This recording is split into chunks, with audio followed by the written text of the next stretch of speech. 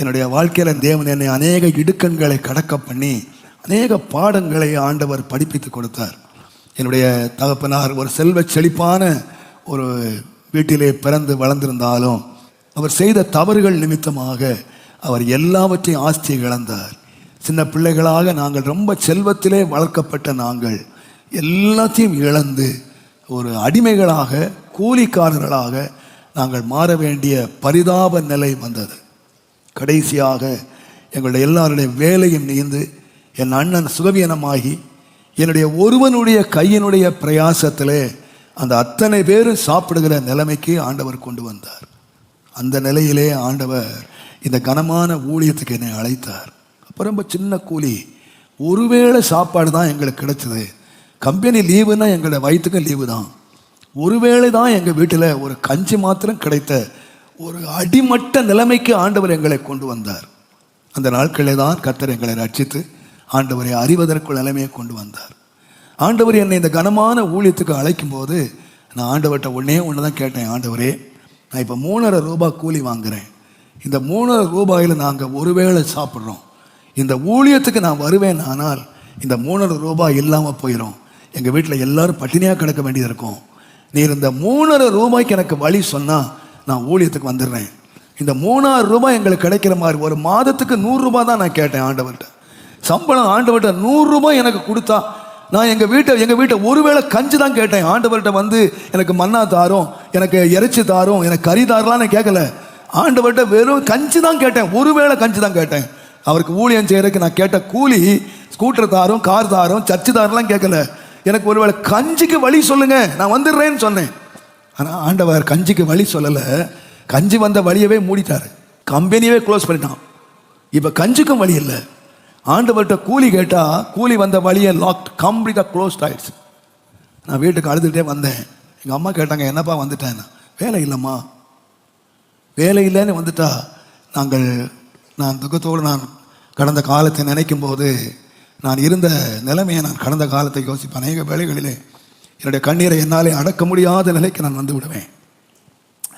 அந்த நாளிலே பார்த்தால் எனக்கு 3 தங்கைமார். சனிக்கிழமை நாங்கள் சாயங்காலம் சாப்பிட்ட கஞ்சி, அந்த கஞ்சியோடு படுத்திருக்கிறார்கள். ஞாயிற்றுக்கிழமை எங்களுடைய ஓய்வு நாள், எங்கள் வயிற்றுக்கும் ஓய்வு நாள். திங்கட்கிழமை காலையிலே வேலை இல்லை, 2வது நாள் பட்டினி. எங்கள் அம்மா சொன்னாங்க, பாடுறா உள்ள பாடுறா, 3 பிள்ளைங்க, வாலியா பிள்ளைங்க பசியினால் படுத்திருக்காங்க. நீ வேலை இல்லை, நீ வீட்டுக்கு வந்துட்ட. உன் அண்ணன் சிக்கா உள்ள படுத்திருக்கான், நீயும் உட்காந்துட்டா என்ன பண்ணுறது? எனக்கு வழியே தெரியல. நான் வேலை செய்ய விரும்புகிறேன், ஆனால் எனக்கு வேலை கொடுக்குறதுக்கு யாரும் இல்லையே. அந்த 3,000 ரூபாய்க்கு நான் உழைக்க விரும்புகிறேன். நான் படிக்கவும் இல்லை. நான் படித்த ஆஃபீஸுக்கு போகிறதுக்கு, நான் கம்பெனிக்கு போடுறதுக்கு எனக்கு படிப்பும் கிடையாது. எதுவுமே என் வாழ்க்கையில் இல்லையே. எங்கள் அம்மா கடைசியாக சொன்னாங்க, அப்பா ஒரு 5 ரூபாய் யார்த்தையாவது கடன் வாங்கிட்டு வாப்பா, நாம் வந்து அப்புறம் கொடுத்துடலாம். இன்றைக்கு பசி ஆத்துறதுக்கு ஏதாவது ஒரு வழியை தேடு. நான் சொன்னேன், அம்மா 5 ரூபாய் கடன் கேட்டால் அவன் எப்போ திருப்பி தருவேன்னு கேட்பான்ல. நான் கடன் எப்போ திருப்பி தருவேன்னு சொல்லி தானே வாங்கணும். இன்றைக்கு வேலையே இல்லையே, எப்படி திருப்பி தர முடியும்? எங்கள் அம்மா ஓன்னு அழுதாங்க. எனக்கு என்ன சொல்கிறேனே தெரில. நான் ஒருத்தன் தான் பையன், எனக்கு என்ன சொல்ல தெரில. எங்கள் அம்மாட்ட நான் சொன்னேன், அம்மா 5 ரூபாய் நான் வாங்கிட்டு வரேன், ஆனால் சத்தியமாக சொல்கிறேன், இந்த 5 ரூபாய்க்கு நீங்கள் அரிசி வாங்கக்கூடாது. 5 ரூபாய்க்கு நல்ல மூட்டை பூச்சி மருந்து கிடைக்கும், அதை வாங்கிட்டு வாங்க. நமக்குன்னு ஒரு எதிர்காலம் இருக்குது, நமக்குன்னு ஒரு கரை இருக்குது அப்படின்னா நீந்தலாம். அந்த கரையை அடைவதற்கு நாம் நீந்தலாம். நமக்கு ஒரு லக்கு இருக்குது அப்படின்னா ஓடலாம். எதுவுமே இல்லாத போது ஏமா ஒவ்வொரு நாளும் நம்ம செத்துக்கிட்டு இருக்கணும்? ஒவ்வொரு நாளும் நாம ஏன் சாகணும்? ஒரே நாளில் செத்து போயிடலாம். 5 ரூபாய் கடனோட செத்து போயிடலாம். எனக்கு நீங்கள் மருந்து மட்டும் வாங்கிட்டு வாங்க. எங்கள் அம்மா ஓன்னு அழுதாங்க. என்னடா இப்படி சொல்கிற? சாப்பிட்றதுக்கான கடவுள் நம்மளை படைச்சார். எனக்கு என்ன தெரில, இக்கட்டில் என்ன விடுதலை ஆகிற தெரில. எனக்கு ஒரே ஒரு வழி தான் தெரிஞ்சது. பக்கத்திலே நான் சென்ற தேவனுடைய ஆலயம், கர்த்தருடைய ஆலயத்துக்கு போனேன். என் இக்கட்டிலிருந்து நான் என்ன செய்யட்டும் எனக்கு தெரியலை. எனக்கு எப்படி சாப்பாடு வரும், இந்த இக்கட்டிலிருந்து நான் எப்படி நீங்களும் எனக்கு தெரியலை. ஆனால் தேவனுடைய ஆலயத்துக்கு போனேன். முழங்கால் படிக்கிட்டு கர்த்தரை நோக்கி கதறினேன். ஆண்டவரே, இஸ்ரவேல் ஜனங்களே 6 லட்சம் பேரை வழி நடத்தினீர்.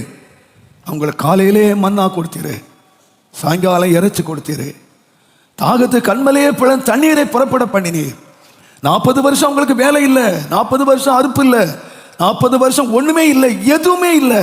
ஆனா அவங்கள பசியினால நீர் வருந்த விடல.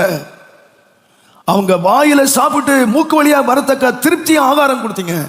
நான் உங்களுடைய பிள்ளை, நான் மண்ணா கேட்கல, நான் காடை கேட்கல ஆண்டவரே. ஒரே ஒரு வேளை பசி ஆறுறதுக்கு கஞ்சி மட்டும் தான் கேட்கிறேன். அதை எனக்கு தாரும், அதை எனக்கு வழி நடத்தும். நான் ஆண்டவரிடத்தில் சில மணி நேரம் கடந்து பைத்தியம் போல என் ஞானம் எல்லாம் முழுகி எனக்கு என்ன செய்ய தெரியாம நான் ஆண்டவர்கிட்ட மார்பில் அடித்து கொண்டு இந்த மறுபடியும் அதுதான் சொன்னேன், சொல்லிக்கிட்டே இருந்தேன், எனக்கு கஞ்சி தாங்க, கஞ்சி தாங்க, கஞ்சி தாங்க. தேவன் என்னை ஒரு 2-2.5 மணி நேரம் கதற வைத்தார், வழி தெரியாம அழ வச்சார். 2.5 மணி நேரத்துக்கு அப்புறம் ஒரு சத்தம் எனக்கு கேட்டுச்சு, நீ வீட்டுக்கு போ. நான் வீட்டுக்கு வந்தேன். என்னுடைய கண்களால் எனக்கு நம்பவே முடியல. நான் ஆண்டவர்கிட்ட 3 ரூபாய் கேட்டேன். ஆனால் ஆண்டவர் 30 ரூபாய்க்கு வழி வச்சிருந்தார். என் தாயின் கையிலே 30 ரூபாயை நான் பார்த்தேன். என்னால் தாங்கவே முடியல. நான் 3 ரூபாய்க்கு 8 மணி நேரம் வேலை செய்தா 3 ரூபாய் கொடுப்பான். ஆனால் 2 மணி நேரம் தேவ சமூகத்தில் கதர்னா ஆண்டவருக்கு 30 ரூபாய் கொடுத்திருந்தாரு. 10 மடங்காக தேவன் எனக்கு கூலி கொடுத்திருந்தாரு.